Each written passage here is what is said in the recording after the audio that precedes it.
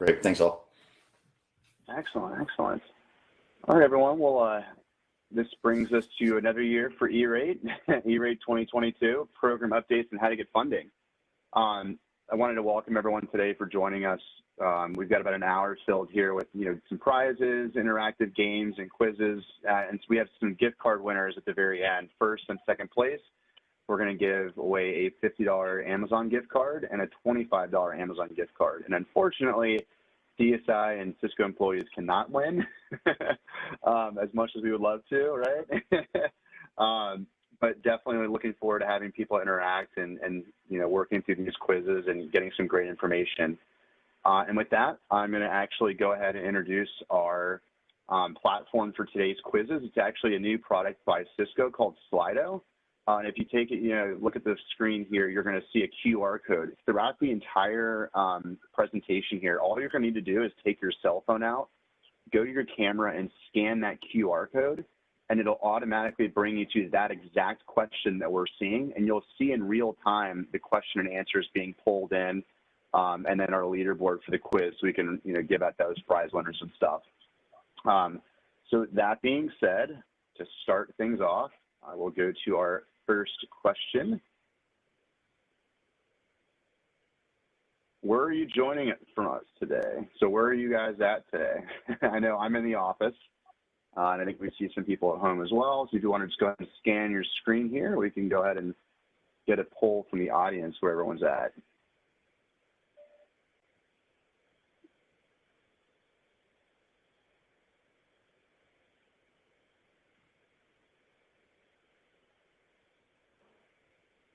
I'm jumping around here.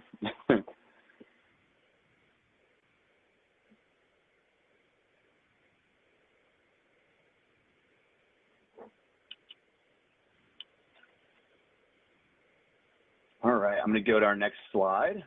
And so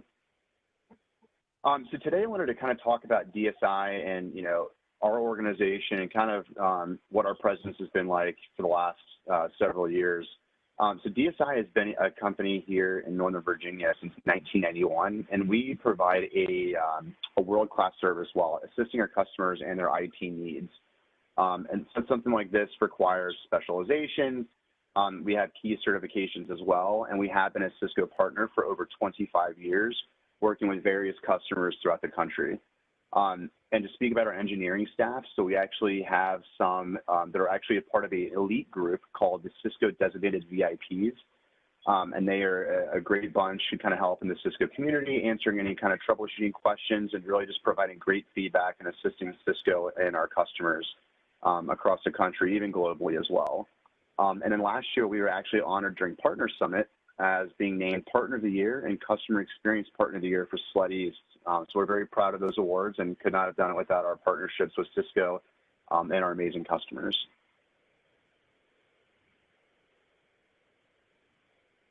DSI thrives on some managed services that we offer to our customers. We have a 24/7 NOC with remote monitoring and dispatch services as well for those on-site requests. In addition, we actually do offer a variety of managed services to include change management, event management and incident response, security policy change, and vulnerability analysis and reporting, just to name a few.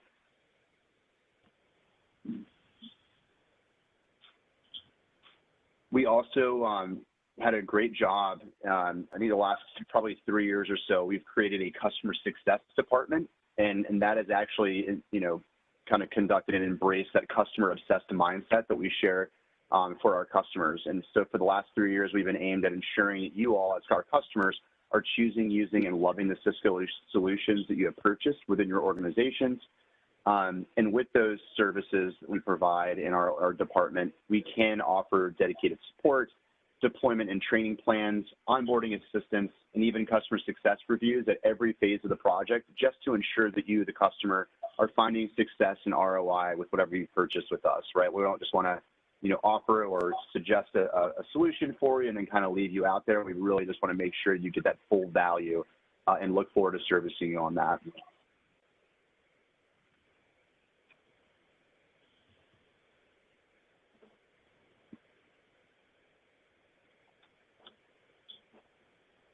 And for any more information, before, during, and after this presentation, we encourage you to contact the DSI team. You can reach out to sales@dsitech.com, check out our website, or you can reach out to our customer success team at impact@dsitech.com. And with that, I'm going to go ahead and pass it over to our Cisco counterpart, Dennis. Good. Thanks, Alex. Hello, everyone. So my name is Dennis Robbins, and I am one of Cisco's public funding advisors. And in that role, I serve as support, deliver training, deliver information, work with customers, work with folks like Alex and the team here at DISIS, and we maintain a real high awareness of all public funding sources. So we're going to talk about the E-rate program. We maintain a very robust practice around that, but we also have a practice built around federal grants, and for the last 18 months, we've built a practice around all of the COVID relief and stimulus funding. So we're going to talk about the E-rate program today. Welcome to year 25. Now, I have read through the American Rescue Plan Act. I'm just getting familiar with the Build Back Better infrastructure bill that was recently signed by the president, and I cannot find anywhere funding for the 25-year anniversary for the E-rate program.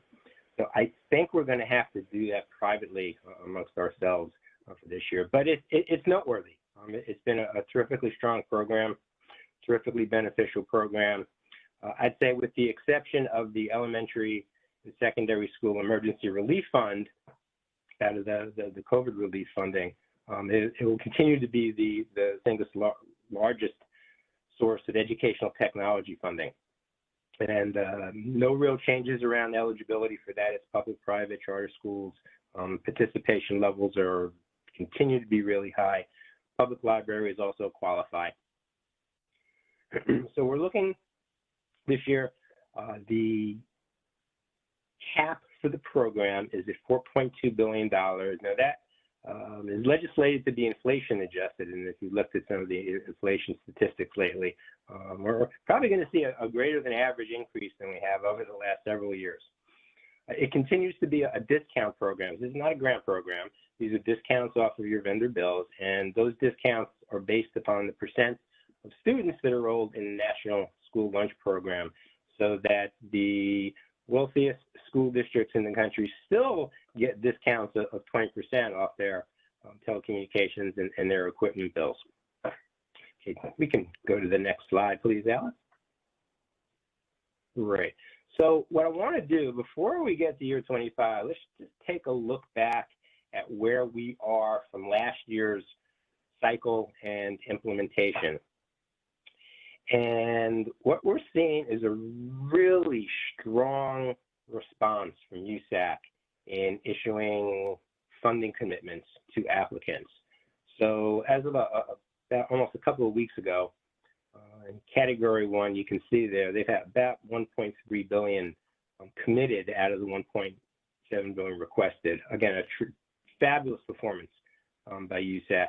And similarly, in Category 2, we're a little over $1 billion there, excuse me, and out of the $1.3 billion requested. So we're up to Wave 30, Wave 31, maybe Wave 32. But at this point in time, for applicants that are still in pending status with their Form 471 applications, the best thing is always to do is get in contact with USAC. If you're not, just check status on that, see what you need to do to move that application ahead and get your funding commitment. Next slide, please. All right. So here we are going into year 25. And we've already seen over 2,000 Form 470 being posted. We're a little bit ahead of the pace of last year. You can see that Category 1, Category 2 breakout. So, demand was very high. Participation in the program was very high last year. It looks like it's going to continue to do that. Now we're entering the second year of the current 5-year budget cycle. So you might recall a couple of years ago, the FCC modernized the program and made permanent the 5-year budget cycles. So last year was the first year of that. We're going into our second year, of course. That budget is calculated at about $162 dollars per student enrolled, and because of that, that money will last you over the entire 5 years. That is the budget for the 5 years. So a couple of updates here. The eligible services list for this E-rate year has not been approved yet. We expect to see that soon.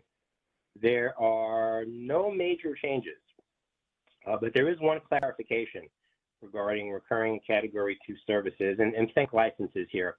And what USAC's going to be able to do is give you some more flexibility in how you file for licenses. In other words, when you file a Form 470, if you choose not to or neglect to or forget to include licenses on Form 470, when you go to file Form 471, you'll be able to add them to your application at that time. That's the basic clarification that they're making around that. And then we typically get some notification of the Form 471 filing window. We haven't received that yet. That's not unusual, but we do expect that, sometimes to be open up after the new year and last through the end of March 2022. So we can move on, please. So quick review of the eligible services. And again, we haven't had the final approval yet, but no major changes here. It's all sorts of telecommunication services, services to access the internet. I like to point out that fiber, leased fiber, both lit and dark fiber is eligible. And the equipment to terminate that fiber is also eligible under Category 1. So we can move that ahead, please. In Category 2, again, I mentioned no major changes. So it's switching, it's routing, it's wireless, it's access points, it's controllers, it's all of the power, it's all of the software, the operating software to use that. Cabling is still eligible under Category 2. So imminently we'll have approval, but don't let that hold you up on your applications. You can pretty much move ahead with those. Now, also in Category 2, managed internal connections continue to be eligible. So what the FCC created here was another way, another path to improve the quality of connections within your buildings. So obviously on-premises equipment, that was always eligible. What they tried to do here is allow you to outsource either management and ownership of the equipment to a third party and provide that to you as a recurring monthly service. And basic maintenance continues to be eligible.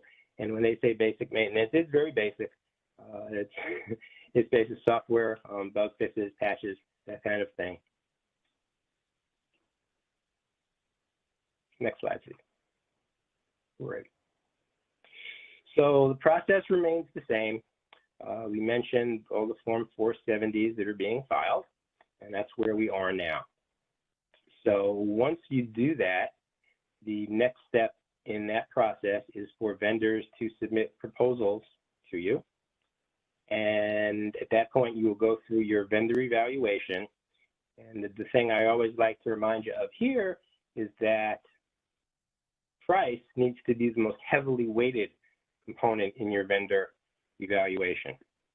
So that's important. That's something USAC looks for, and they can, should you be subject to an audit, they can call you out on that one.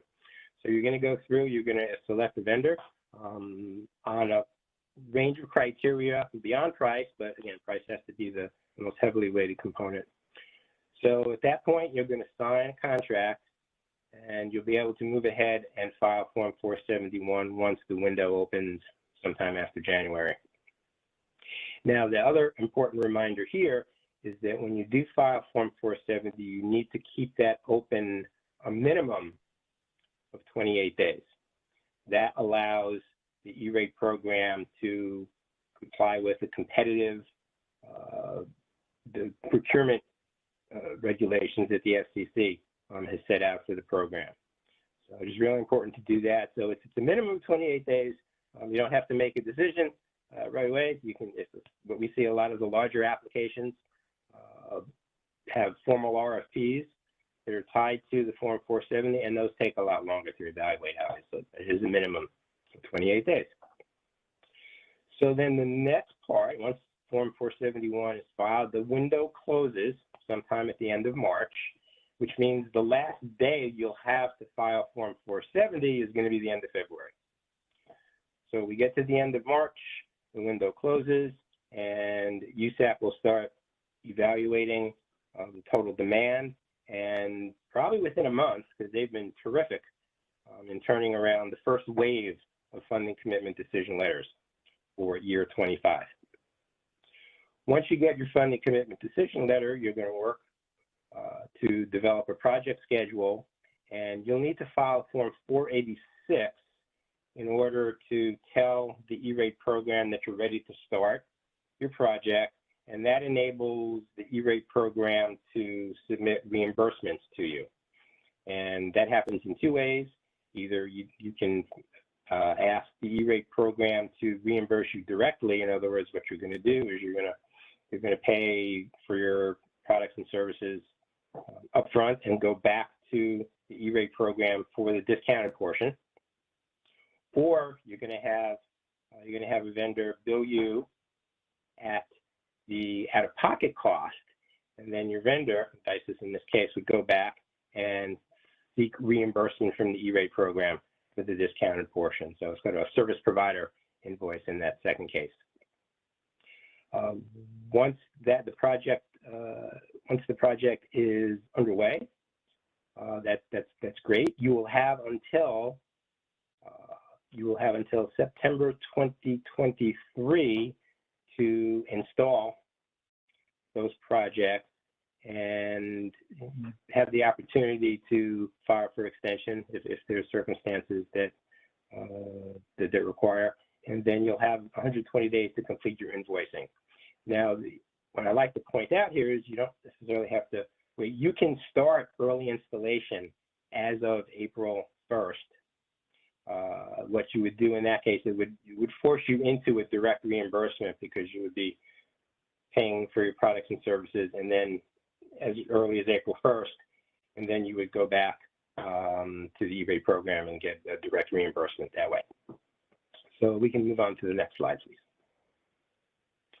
Okay, I wanted to give you guys just a quick high-level update of all of the COVID relief and stimulus money, because the elementary and secondary school emergency relief fund is a source of funding for a totally different product set, or it could also fund needs above and beyond what the E-rate program will support. So while we mentioned that the E-rate program is going to support, basic switching, kind of core network, the ESSER funds that are in the original CARES Act, the Consolidated Appropriations Act, which we call CARES 2.0, and then the Rescue Plan Act, those dollars can be used for educational technology beyond core network. So think of using it to secure remote devices that you've established for remote learning or on a hybrid platform. Think of the collaboration products and services you can need to conduct online learning. So we've seen that money support that. Alex, you can move ahead, please. So there's a couple of subtle differences here. The CARES money, and that's the ESSER money, okay, is really targeted toward those expenditures as a result of COVID. So you would need to tie the funding to the project and demonstrate that that's a response to the pandemic. Whereas for state and local governments, especially the money in the rescue plan, they can take a portion of their allocation and use it to restore the economic damage, the tax reductions, and restore their budgets to business as usual where they're providing government services. And there's potential for local governments to support education through this as well. So I just want to point that out to you. So a subtle difference in how that money can be used. Some quick timelines here. The money that in the CARES Act, that's going to expire for state and local governments at the end of this year. The ESSER money that was included in the CARES Act, you have until September 30th, 2022 to obligate those funds. Okay, we can move on to the next slide. In the CARES 2.0 legislation, we see the ESSER money expiring September 30th, 2023. Now, I did want to point out some of the broadband initiatives that were included in the CARES Act. And the purpose of these programs was to target underserved areas and expand broadband access.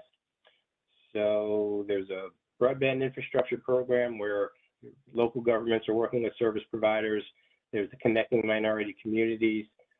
So if you're living in an area where there's a historically Black college, university, a minority serving institution, they're applying for grants now. That's going to be due in a couple of weeks there. So there's a lot of wheels moving in terms of getting access. Next slide, please. And we can go one more. Thanks. So the ESSER money in the American Rescue Plan, same requirements are around the uses for it, but a lot more money in the rescue plan. There's $122 billion in the ESSER fund. And a couple of things to remember here is that 20% of these dollars need to be targeted toward addressing the learning loss. So think after school programs, think community centers to help kids compensate for some of the learning that they lost. And they're also looking for a very engaged model for the community to provide comment on how those dollars should be used. But educational technology continues to be one of the 15 priority areas. So it's everything from basic sanitizing to, you know, a rip and replace on the HVAC systems in a school for clean air. For non-public schools, you also had the GEAR fund, the Governor's Emergency Education Relief, that was $2.75 billion totally targeted to non-public schools. That money went to the governor's office in each state, and each state has a program on how to roll that out. And last but not least, the Emergency Connectivity Fund. So this is a more or less a side-by-side program with the E-rate program, but the purpose of this, again, to support broadband service in underserved areas, and the focus here was in providing things that E-rate or the ESSER money doesn't provide. So we're looking at devices for remote learning here. So really, you know, when you look across the spectrum of funding programs, you can connect the dots and you can really look to support, you know, your total solution. Next slide. Higher education, similar. Lot of dollars went to student financial aid, but the colleges and universities got to keep 50% for their institutional needs, which included putting up distance learning technology to support remote learning. Next slide, please. And these are the ways we've seen education, K-12 school districts, higher education use the dollars.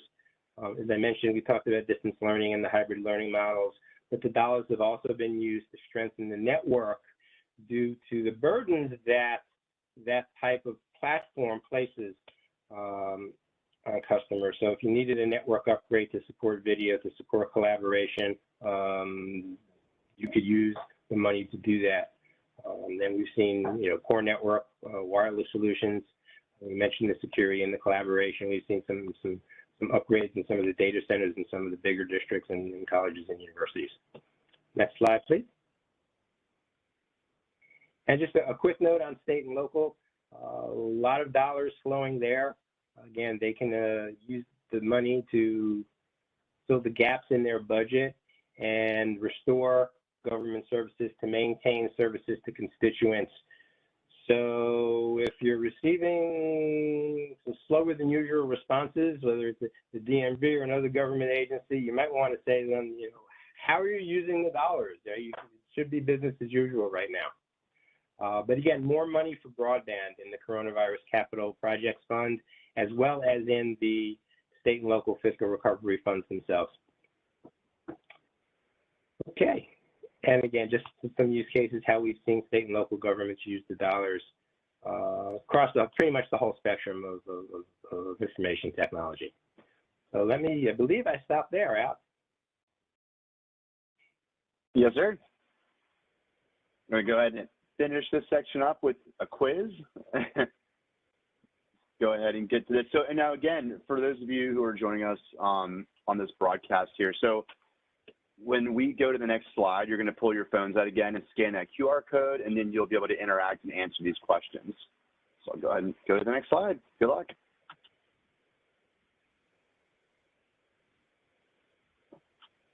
All right, so the first question is, what is the minimum number of days an applicant waits between filing Form 470 and signing a contract with a service provider?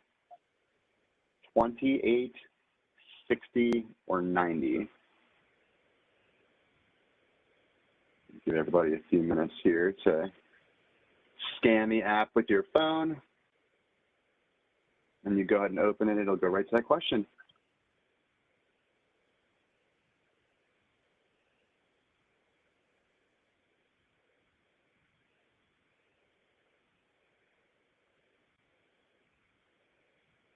For $50.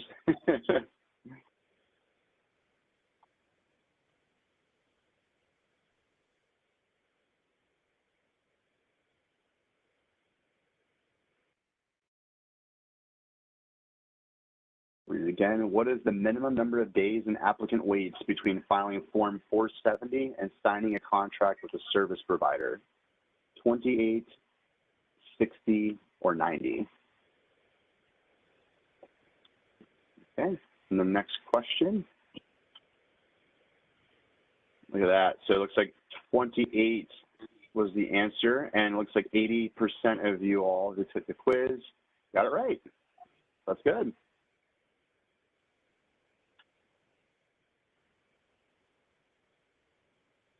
Stacy's in the lead. 32 seconds coming. That's pretty good. People are paying attention. All right, and then keep an eye on the leaderboard because it will stay updated as we go through these quizzes. So let's go to the next question here and get ready to answer it. Same thing. Question 2 is, what is the earliest date an applicant can begin installation on a Category 2 project? June 30th, January 1st, or April 1st?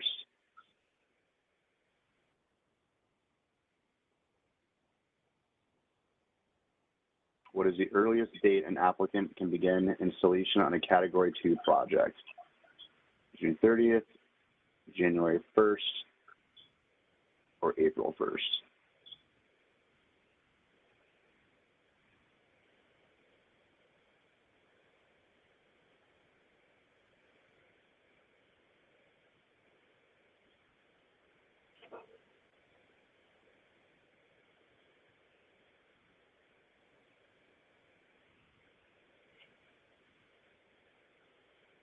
People a few more seconds here to be able to scan that QR code and respond.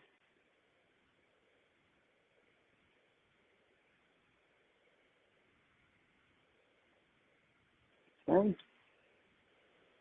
April 1st is our answer, and 100% of you all. That's great. Keep an eye on the leaderboard here. Doug is taking the lead. Stacy is right there behind. Looks like it's going to be a close race here. All right, moving on now.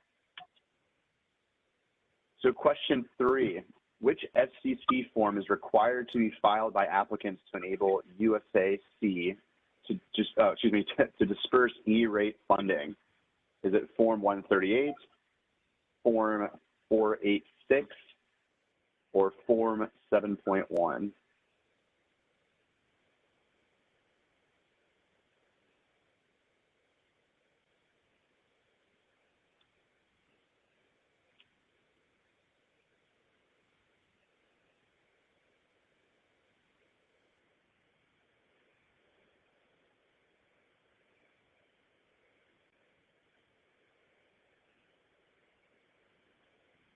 Which SCC form is required to be filed by applicants to enable the USAC to disperse E-rate funding?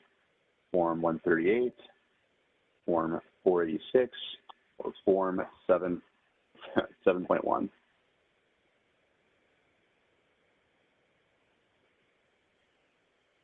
We're going to move on to the answer.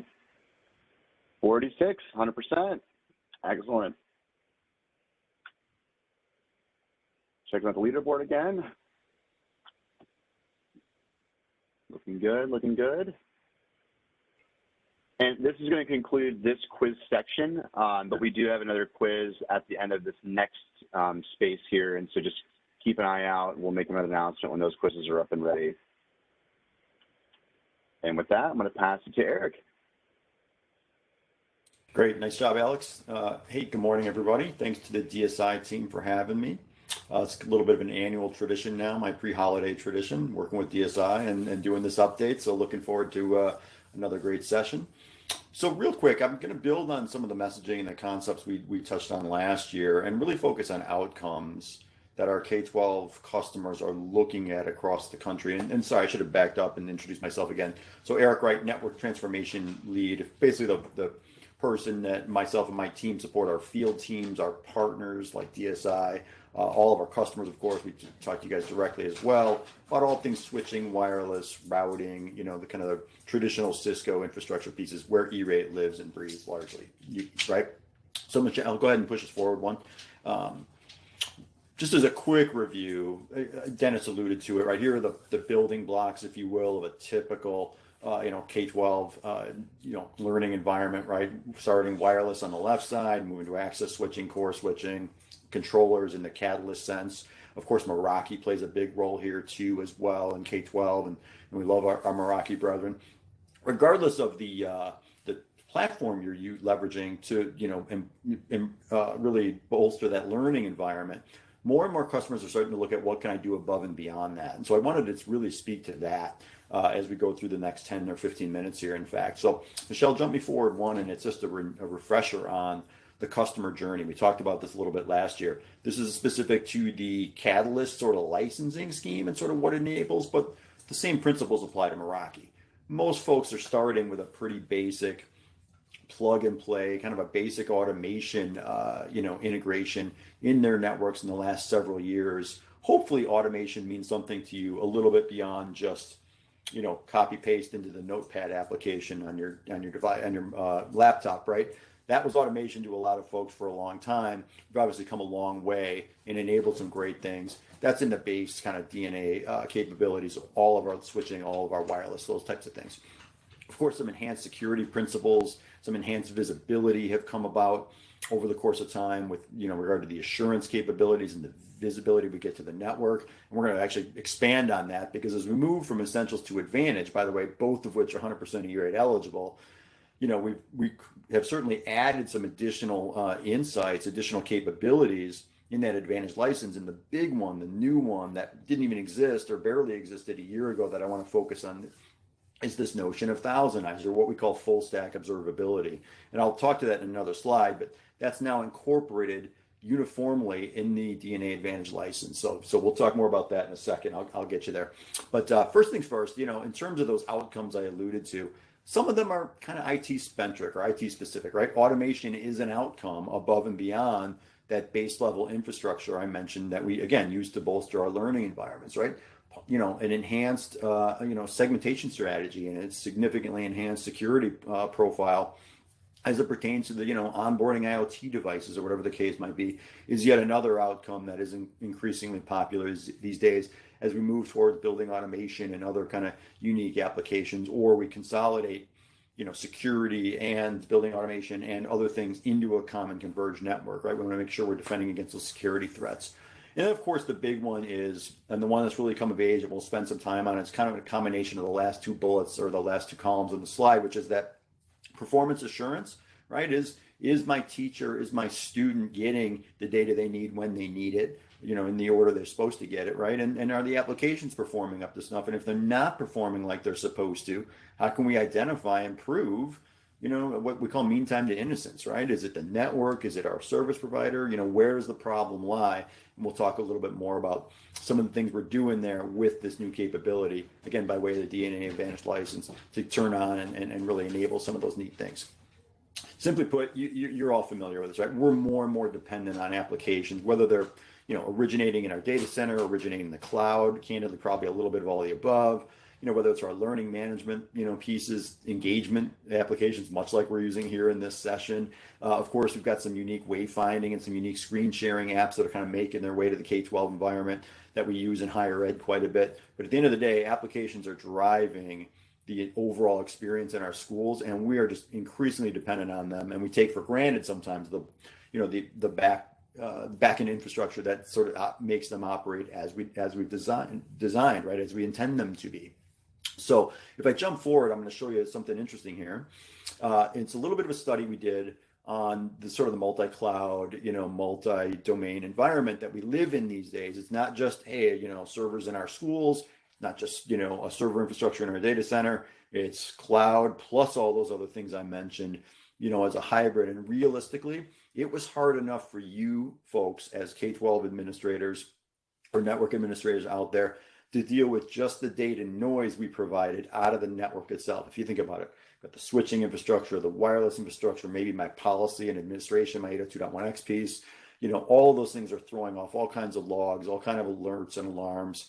And the noise was a little bit overwhelming when it was just that. Now you throw in these cloud applications, now you throw in, your data center and whatnot. And it's almost incomprehensible, especially for, our friends in K-12 here, who, let's be honest, it's, we don't get a lot more resource. We don't have 10 times the head count we had, 5 years ago, but we certainly have 10 times the bandwidth, 10 times the throughput, these types of things. So jumping forward, I want to introduce you to a concept, again, something we enabled by way of that DNA Advantage license. So we acquired a company called Thousand Eyes about a year and a half ago, and it really consists of three main components, right? There's this cloud agent that lives, and we have them placed throughout, key cloud applications across the world adjacent to them, such that we can understand from the outside looking in, is that application getting to us like we want it to? We have the enterprise agents, which live on Catalyst infrastructure or in VMs if you want to use, against other gear that doesn't support it yet. But at the end of the day, we have these enterprise agents that live inside our buildings, and they understand from the inside out what our application performance is like and what our user experience may be like. And then of course inside in is a reference to, like, can I get to the data center, can I get to adjacent up to the core switch, these types of things, right? Thousand Eyes has these enterprise agents. This is the piece right here in the middle I'm talking about that's provided by way of the DNA Advantage license. So obviously check in with DSI, check in with your local Cisco rep if you want to hear more on how that works or how we operationalize that. But if you're already using DNA Advantage in the switching environment, like in your Cat 9300 switches, you've got this ability. You can turn this stuff on tomorrow. We've applied this route directively to all of our previous purchases from the last 4.5 years when we introduced that switch. So you have that ability to turn that on.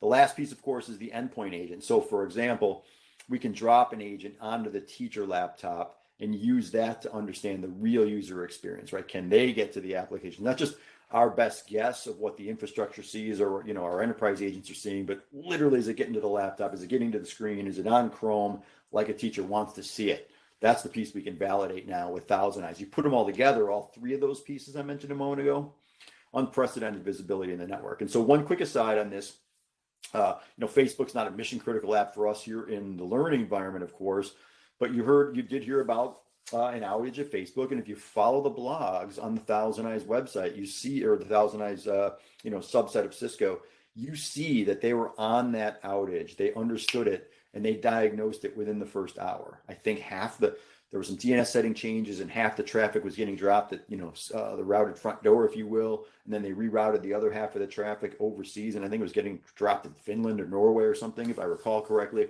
But they understood that right away, right out of the gate, because they were running those cloud agents adjacent to Facebook. So really interesting visibility. I did try this on for size, this concept, with some of our key K-12 CIOs. We have kind of a regular roundtable event with them, and several of them stood up and said, absolutely, that notion of mean time to innocence and the enhanced visibility you're talking about here, Eric, is unprecedented. We'd love to see some of that in our environment. So worth mentioning. Again, it's an outcome, an IT-centric outcome that I thought you guys would appreciate, and again, is resonating quite a bit at the K-12 level now.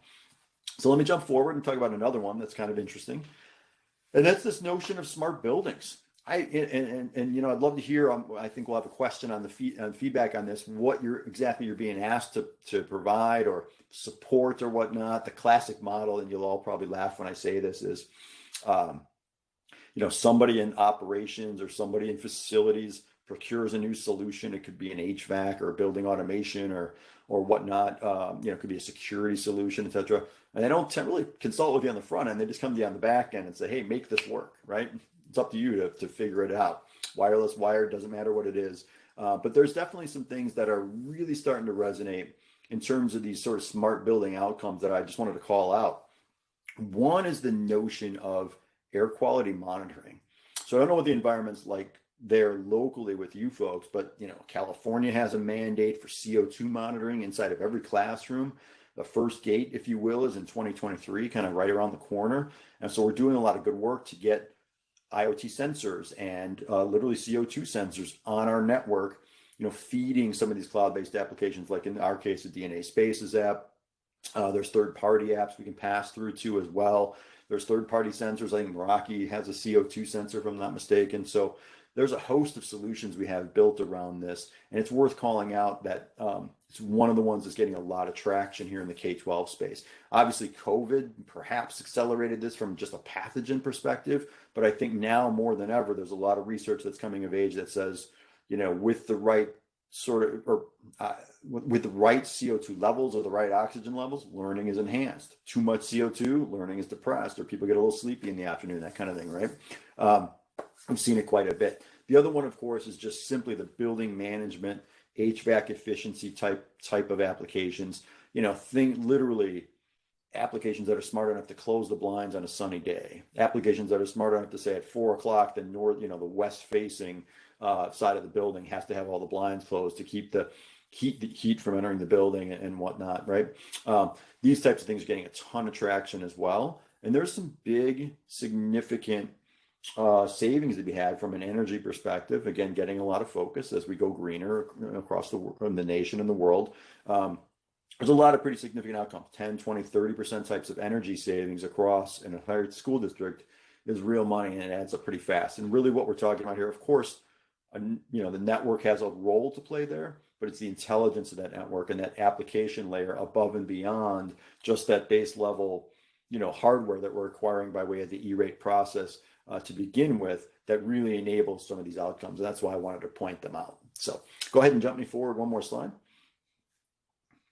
And really that's kind of the summary, if you will, of what I was just describing, right? Yesterday, basic network connectivity, right? It's kind of plumbing, if I'm honest. Today, the network is an engine for digitization, and it can be an enabler of power and energy savings. It can absolutely, think about it, the analytics available to us on the network and just knowing where everybody is at a given time, how long they were there, how many people in a room is another common one that's coming up quite a bit now in terms of HVAC optimization as well as social distancing. You can imagine, right? The location analytics and just the overall experience of our people, the ability to look at this stuff in real time, space utilization, et cetera. There's so many more unique things we can do now with that sort of intelligence of the network and that application layer dropped over the top, that it's really creating some outcomes unlike ever before. So just wanted to introduce everybody to some of those concepts. And obviously myself, I'm available for questions. Obviously the DSI team's available for questions. And if any of this resonated or you wanted to hear more, love to hear from any of the customers in the call. So with that, I will turn it back to the DSI team for additional questions. I think we have a few more. Yeah, thank you so much for that. It was great. I know there's a lot of things out there that definitely need to turn people's attention towards, and it's great to have thought discussions like this. We can learn more and more about what's coming out there. So I appreciate your all's inputs. That being said, we've got some quiz time coming up here, and if you do have any questions for any of our speakers today, Slido actually has it integrated. So if you notice right now, if you're still in Slido, you can type a live question, which we'll be able to see here later. But I just want to give everybody a heads up before we go to our next question.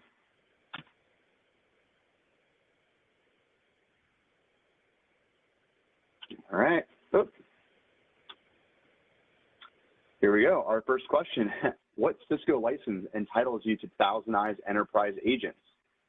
Is it DNA Essentials, DNA Advantage, or don't talk to me, yet another Cisco license? I couldn't help myself, Alex. I had to have some fun with this. What Cisco license entitles you to the Thousand Eyes Enterprise Agents?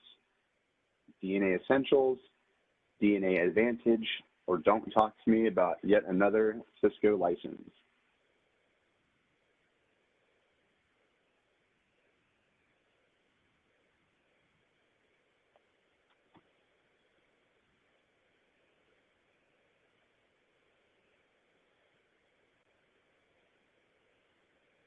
This is great. I think after this as well, they are offering Thousand Eyes trials.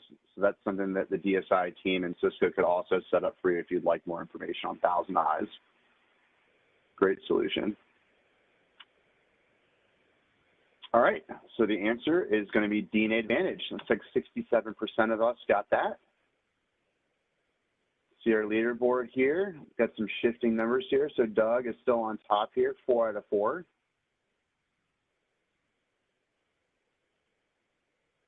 Excellent. All right, let's go to our next question here. Thousand Eyes gives me the option to monitor cloud applications, enterprise infrastructure, user endpoints, or all of the above. Thousand Eyes gives me the option to monitor cloud applications, enterprise infrastructure, user endpoints, or all of the above.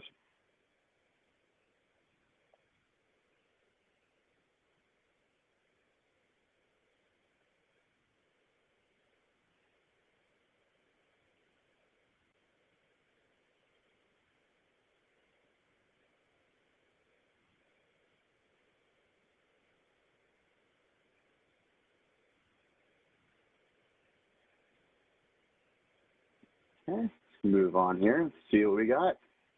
Perfect. The answer was all of the above. Congratulations, Doug. That is our winner for today. So, Doug, we're going to go ahead and collect your information, and you will receive a $50 Amazon gift card for today's quiz results. And I believe David is internal, so it looks like Stacy is our runner-up. She will receive a $25 Amazon gift card. It's awesome. And I know we have one kind of a poll for everybody here, and if you're still on the Slido application, I'd love to kind of collect some feedback on here. This is a great question. Our organization is currently evaluating smart building solutions with HVAC, air quality monitoring, energy saving as potential outcomes. And again, this is just, we're curious to see kind of what's out there if you're, currently evaluating these different applications. I know that some of the people that we speak to on the phones are looking at these types of monitoring solutions. So we just wanted to see if that's top of mind right now, and it's important just to at least kind of see what our customers are valuing and what they're looking at spending some SE rate money on, so we can assist. Perfect.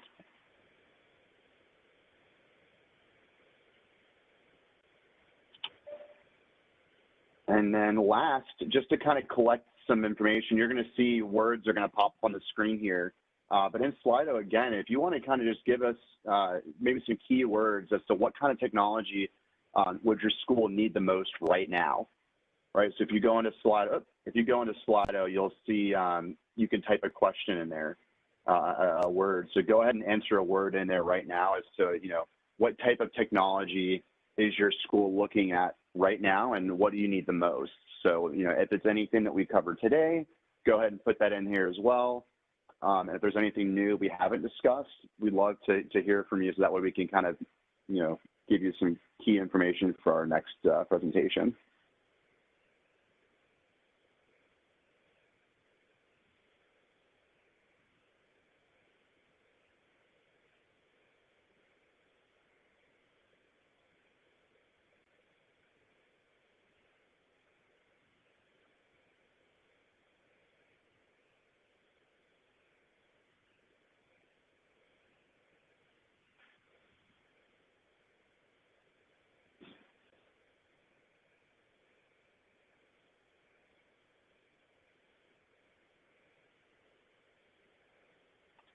Perfect. All right, and with that, we're going to go ahead and move on to the last portion, which is our Q&A. And again, for all of you watching this on the presentation in Slido, you can actually go ahead and ask your question again, and you're going to see here, looks like Stacy has a question. We can go ahead and answer that for her. And then if anybody has an additional comment, go ahead and enter your question here within Slido, and then we can go ahead and make sure we answer those questions for you. Yeah, sure.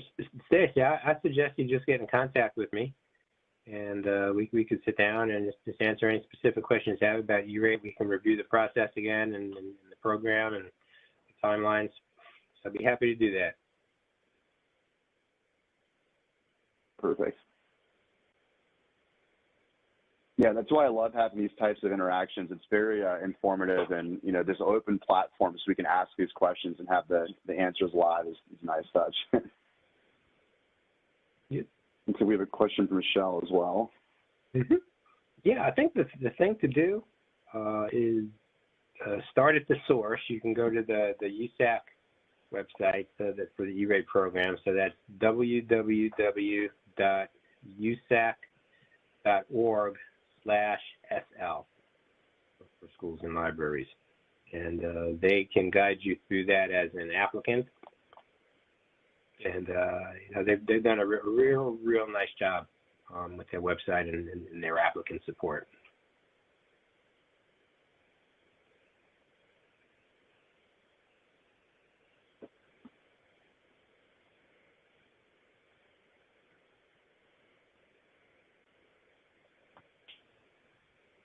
And for those of you who were able to join us today, we will go ahead and follow up with you if you'd like us to provide you any kind of links or information. And I know we're going to be sending out the recording after this as well. So if you'd like to review this or get contact information for ourselves and our speakers, we would love to hear from you all.